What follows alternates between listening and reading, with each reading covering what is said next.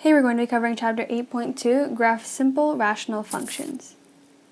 So a rational function we define as f of x equals p of x over q of x, in which p of x and q of x are both polynomials.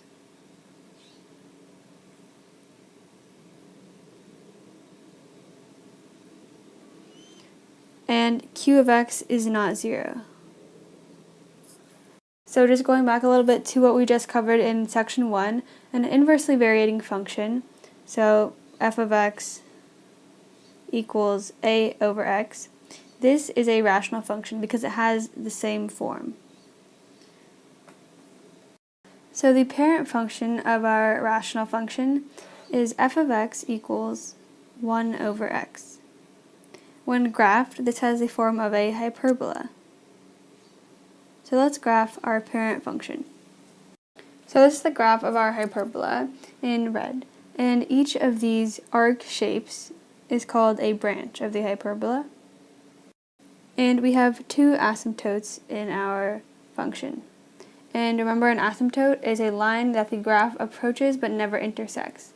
So first we have our x-axis, which is our horizontal asymptote when y equals 0.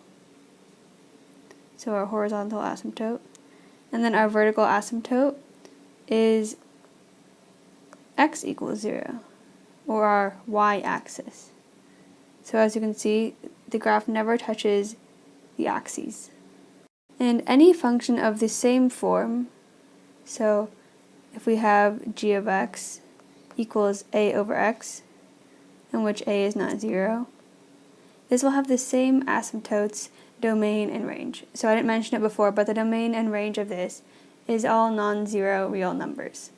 So once again, anything with this form will have the same asymptotes, domain, and range. So our general form for graphing is y equals a over x minus h plus k. So for example, we have a problem that is y equals -4 x plus 2 minus 1. So our first step when solving this type of problem, or actually graphing it, will be to draw the asymptotes. So our asymptotes are x equals h and y equals k. Next, we're going to plot points. So I'll write asymptotes is our first step.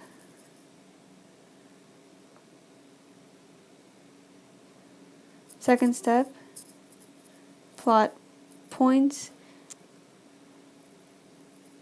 to the left of the vertical asymptote and to the right of the vertical asymptote, so I'll put L and R.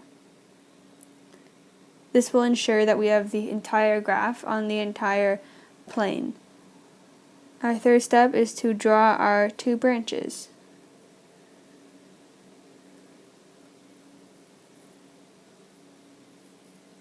So once again, those are just roughly sketching this shape of our hyperbola. Those are our branches. And that's how we're going to graph these hyperbola.